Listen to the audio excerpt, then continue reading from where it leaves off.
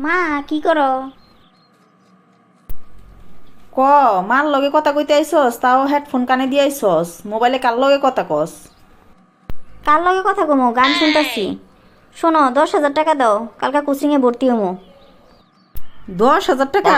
কি কস? এত টাকা পামু কই এখন? আর তুই কোচিংয়ে ভর্তি হবি হুট করে এখন কইতাছস কে? আগে কইতে পারলি না? আরে এত কথা কইও না তো, আমি তো হুট করে কালকে রাত্রে জানলাম ওরা সবাই আজকে যাইবো। না মানে আজকে কোচিংয়ে যামো, কোচিং ঠিক করতে। সামনে আমার পরীক্ষা না, 12 রেজাল্ট করতে হইলে তো কোচিংয়ে পড়তেই হইব। টাকা দাও।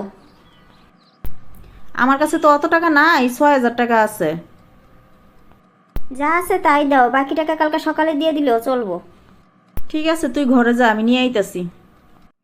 দোস্ত শোন, অনেক কষ্টে মারে পটায় পুটায় 6,000 টাকা নিছি, বুঝছস? কালকে এই পার্টি হবে জোস। এই তুই কিসের পার্টির কথা কইলি রে? আমি কিন্তু আড়াল থেকে সব শুনছি। কই না তো, আমি তো গান শুনতাছি, আমি কার সাথে কথা কমু? তুই কি কোচিং এর নাম করে আমার কাছ থেকে টাকা নিলি নাকি? কার সাথে জানি কইতাছস পার্টি করবি আজকা? দেখ বেশি চালাকি করিস না, আমি যদি খবর পাইছি তাহলে তোর কিন্তু খবর আছে।